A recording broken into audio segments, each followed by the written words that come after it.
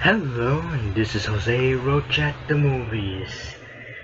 And, well, we're not in the movies. Anyhow, today I've been so frustrated with all these reviews of these atrocities. Ren and Stimpy Adult Party cartoon, and then that horrible Bubsy pilot. So I decided to go back to what I did in the beginning, and review public domain cartoons for a little while, and just give me a little break from this. Ugh. So, today I'm actually going to talk to you guys about something that nobody remembers.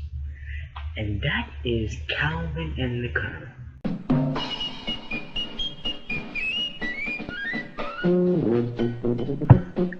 Calvin and the Colonel was an ABC TV show that ran from 1961 throughout 1962, only lasted for one season.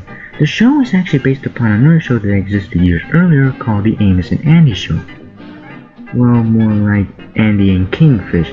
As for Amos, however, he's barely in that show. I don't know. Heck, it was even created by the same guys who created Amos and Andy. Although this show was pretty cheap on quality of animation, and the animation is very cheap because it's the 60s, I feel bad for the show failing because it had a lot coming to it. Like a coloring book they had for a short time. I mean, I haven't seen any pages, but I'm pretty sure that coloring books existed somewhere. They even had a comic book series, which only lasted for 2 issues. How bad was the comic book anyway? Even the DVD covers don't really put any effort into it. I mean, just look at this DVD cover. It's pretty much basics. It's just screenshots. They even have toys of them, which I don't know how the toys are, but I'm pretty sure I want one. In fact, these guys are so rare that no one really knows them nowadays to this day. In fact, they've been featured a lot in these public domain DVDs. As you can see on their TV invented cover, as you can see that they're on the cover. Or even on the back. And good old Calvin's on the side. So let's take a look at Calvin and the Colonel. The characters are pretty much basics from the actual show. For instance, the Colonel is pretty much your average Kingfish.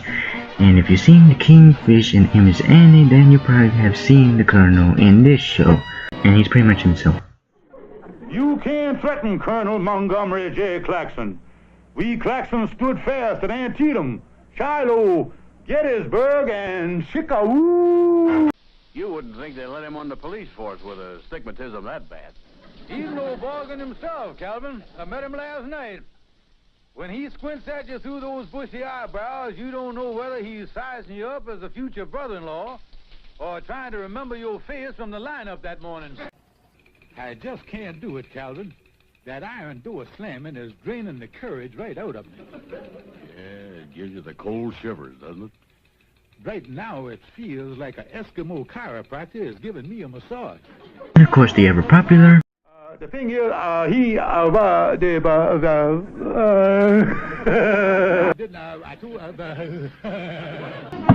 Then you got Calvin, who's pretty much your Andy for this show. You big dummy. No, sir, this is his friend. I'm a different big dummy. Name? Calvin, Calvin, Burn. It's Burn something. Burnside. Empty your pockets.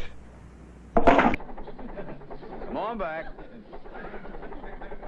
Whoa. We came out together on that one. Even Calvin had his own catchphrase. How did do? How did do? How did do? And I could say everybody else is pretty much the same thing from the show. Although for one exception, which is Judge Oliver Wendell Clutch, which I suppose that he's supposed to be, well, Cal, but for some reason they used this very racist Japanese judge.